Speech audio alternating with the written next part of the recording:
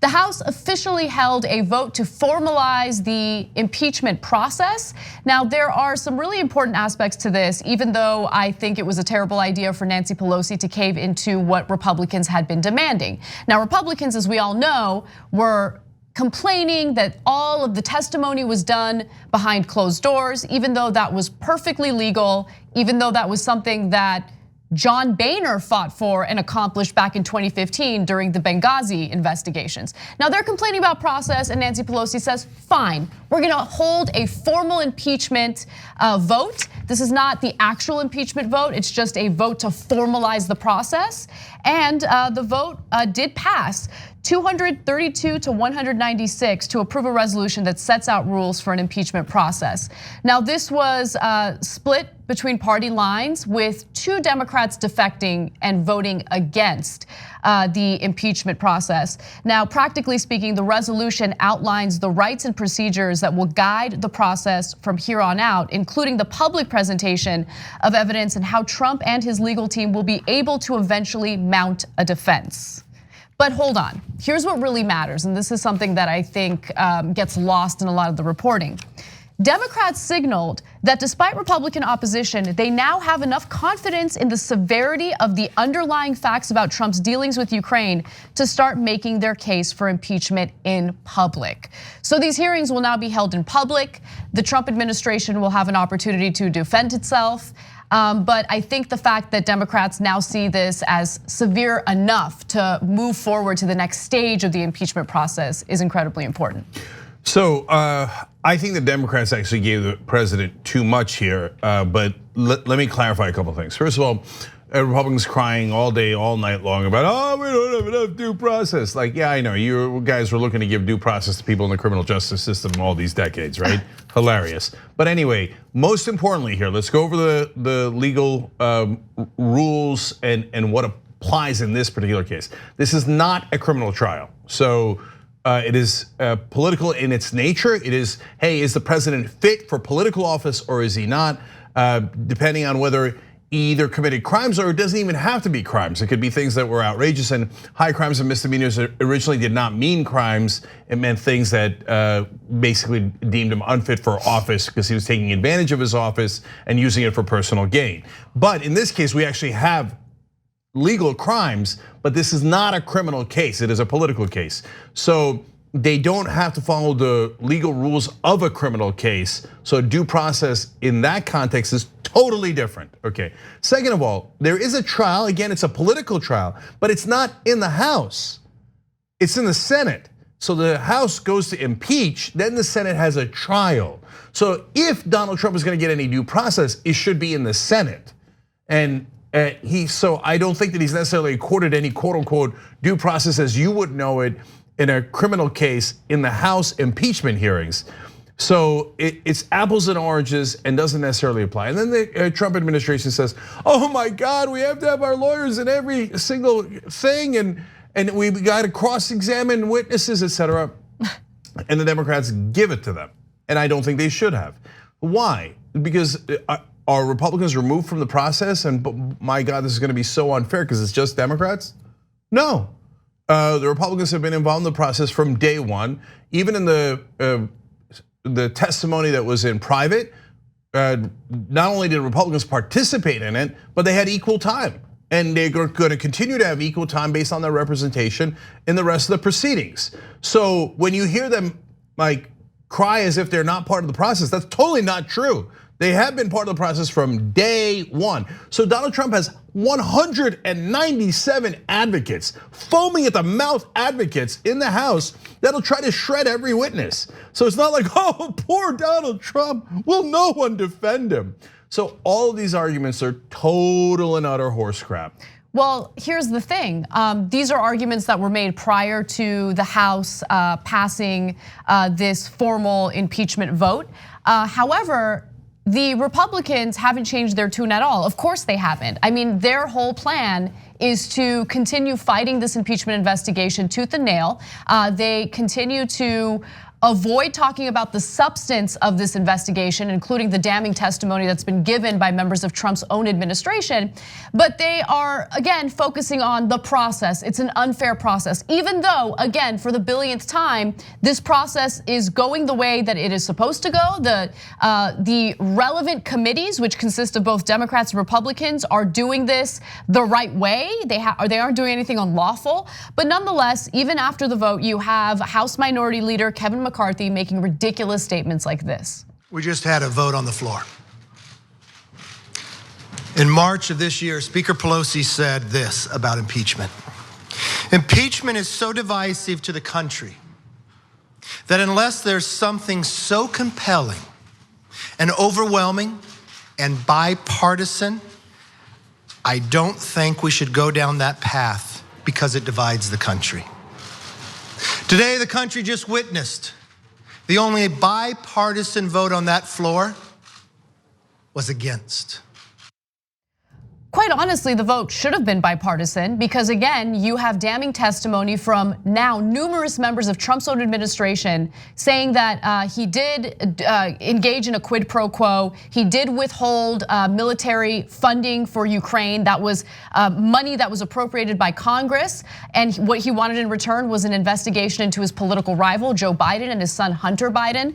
But they're the ones that are making this a partisan issue. Republicans will stop at nothing to defend Donald Trump because Republican voters will stop at nothing to support Donald Trump and defend him. So look, Nancy Pelosi is a terrible tactician. Yes, she is. And we don't say that as Monday morning quarterbacks. We told you at the time when she made that quote, we said, why would you say that? Why would you say it has to be overwhelming and set this incredibly high bar for no reason?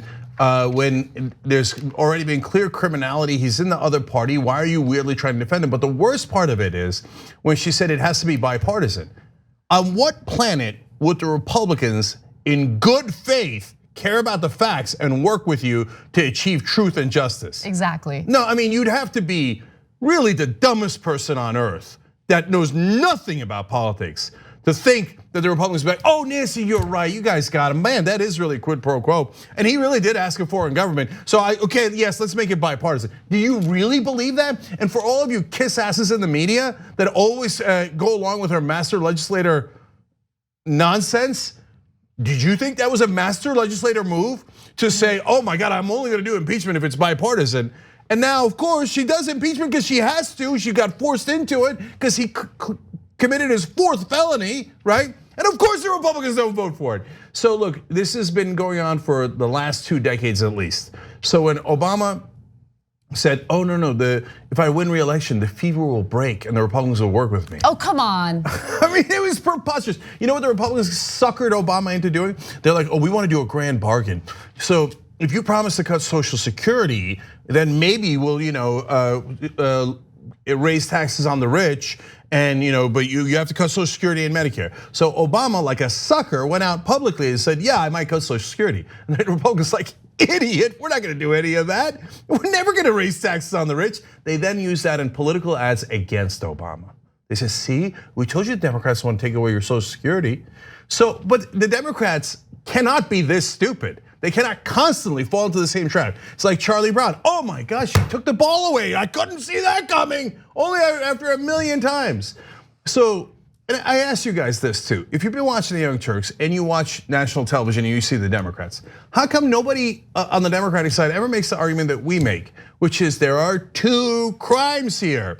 Soliciting help from a foreign country for your campaign, even without a quid pro quo, is clearly a crime. And then the quid pro quo is a second crime. You never hear them say that. And then you wonder, they can't make their own case. They oftentimes help the Republicans, full well knowing the Republicans will use it against them. What is wrong with them? My thesis is they are paid to lose, okay? Their donors are the same as the Republican donors, and the donors fund strong Republicans and weak Democrats, so they play good cop, bad cop on us, so the rich get everything they want. And by the way, what has happened in the Trump administration? What is the only thing that has passed? Massive trillions of dollars in tax cuts for the rich. So I get you there. I don't know if I agree though that the corruption is what's leading to Democrats being so weak in regard to impeachment.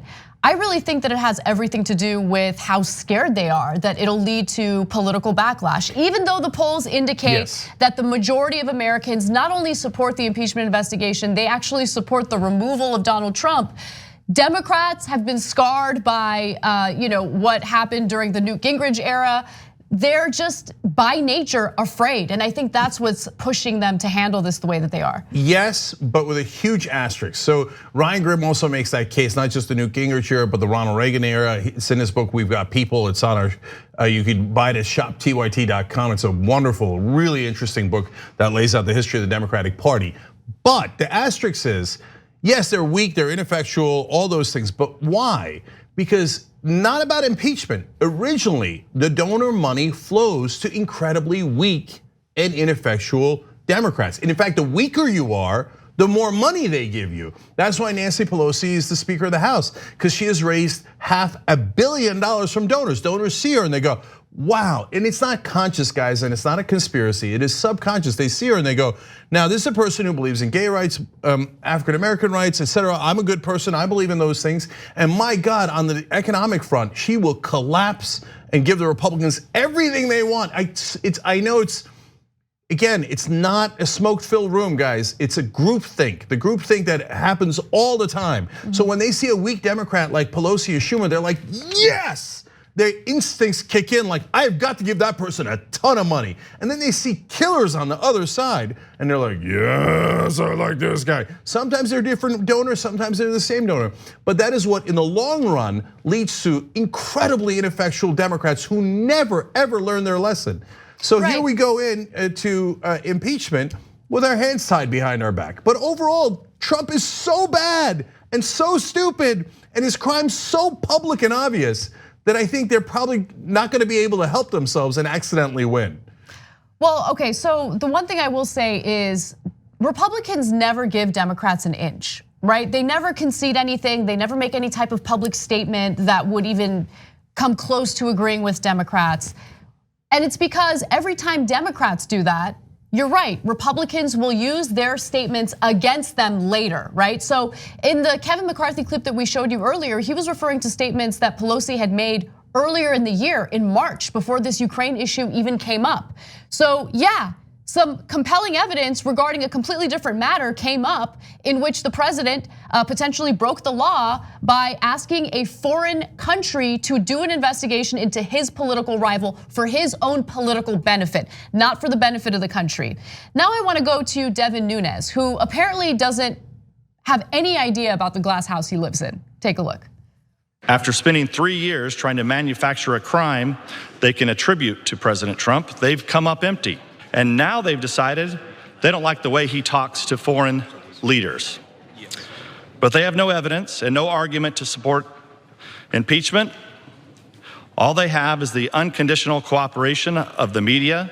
What we're seeing among Democrats on the Intelligence Committee down in the SCIF right now is like a cult. These are a group of people loyally following their leader as he bounces from one outlandish conspiracy theory to another. And the media are the cult followers, permanently stationed outside this committee spaces, pretending to take everything seriously because they too support the goal of removing the president. Did he just refer to Democrats as a cult loyally following their leader? From one outlandish conspiracy theory to another. No, George Orwell was the most brilliant man that ever lived. I mean, he nailed it. No one's ever been more right than George Orwell in 1984, the book 1984. He said they would turn the truth on its head. They would they would take things that are real and flip it 100% and then get you to try to believe it. And it works. It works for 30% of the country. They're like, oh yeah, Democrats believe in conspiracy theories. Man, I can't, that pizza parlor filled with child molesters like Tom Hanks. Okay, but the Democrats believe in conspiracy theories, and I love Donald Trump no matter what he does. Can you believe they follow their dear leader like that? Like they really believe it. So USC had this panel on tribalism that I was part of. And one of the experts on that panel, who's actually studied tribalism and the psychology behind it, said something that I think is really important because you could see it being applied by Republicans all the time. if you repeat a lie enough, if you just constantly repeat the same lie over and over again, a certain percentage of people will just start to believe it. And so in one of the statements that Kevin McCarthy gave right after the vote, he said that there has been no compelling evidence from these hearings that have been taking place. Now, anyone paying attention knows that there has been compelling evidence. Again, there have been a number of Donald Trump's administration members coming out and saying, yes, there was quid pro quo. But even without that, yes, he was asking a foreign country to do an investigation into his political opponent for political gain. That by itself, without the quid pro quo, again, is a crime. It's against the law. And so we know what's really going on, but if the Republicans just repeat the same lie over and over again, a certain portion of Americans are just gonna believe it. Thanks for watching The Young Turks, really appreciate it. Another way to show support is through YouTube memberships. You'll get to interact with us more. There's live chat emojis, badges. You've got emojis of me, Anna, John, JR, so those are super fun. But you also get playback of our exclusive member-only shows and specials right after they air. So all of that, all you gotta do is click that join button right underneath the video. Thank you.